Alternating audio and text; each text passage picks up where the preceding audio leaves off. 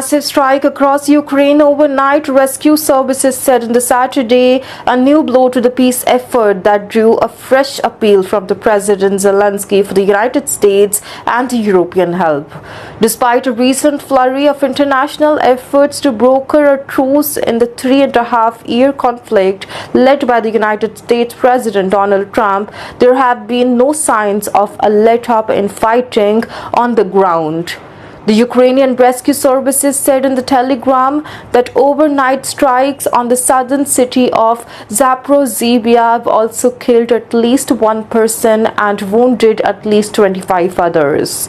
3 children aged between 9 and 16 were admitted to the hospital.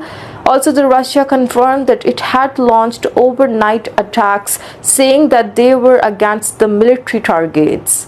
Also, Zaporizhzhia, the regional governor Ivan Fedorov said that the residential buildings were hit and scores of homes left without gas or electricity.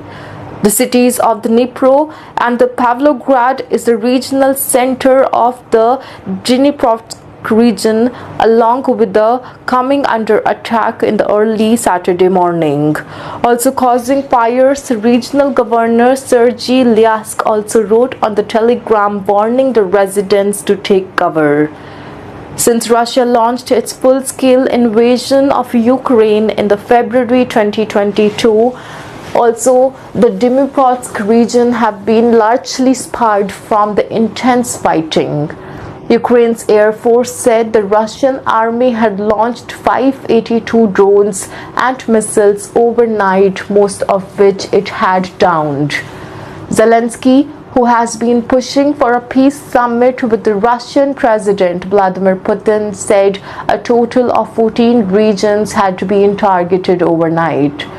He also accused the Kremlin of using the time meant for preparing a leader-level peace meeting to organize new massive attacks and called for more international sanctions on the Moscow and its backers. Also, Ukraine's Army General Staff meanwhile said that its forces had hit 2 oil refineries in the Russia, which is said were supplying fuel to the Russian military units. Also, it is said they had been striking the Krandotsky region, that is the refinery in the Krasnodar Krai, and the Syzransky refinery in the Samara, causing a fire near the latter. Russia, for its part, also said its forces had taken a new village, that is Komishuaka, in the eastern Donetsk region. Tough measures. The latest strike by the both sides followed a Russian attack on Kyiv on Thursday, in which at least 25 people died, including 4 children. Around 50 others were wounded. The assault, the deadliest attack on the capital in months, led by the European Union, Britain and Sweden to summon the Russian ambassadors in their capitals to protest. Zelensky said Ukraine needed more action from the international community. This war won't stop with the political statements alone. The only way to reopen a window of opportunity for diplomacy is through the tough measures against all those bankrolling the Russian army and effective sanctions against Moscow itself, banking and energy sanctions. The Defense Minister Denis Shmyhal also announced the U.S. State Department had approved the sale of Patriot air defense system for the Ukraine for an estimated cost of $179 million and satellite communication services worth $150 million. And following Thursday's attack on the Kyiv, France and Germany had agreed to send additional air defense hardware to Ukraine.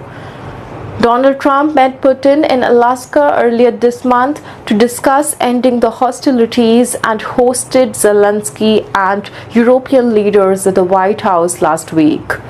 But efforts to end the war appear to have lost steam, and Moscow have played down the likelihood of a Putin-Zelensky summit.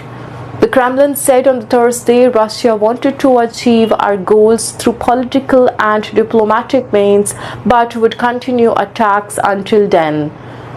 Turkey, which also hosted peace talks with Russian and the Ukrainian negotiators earlier this year, said on the Thursday that Moscow had scaled back its previous demands.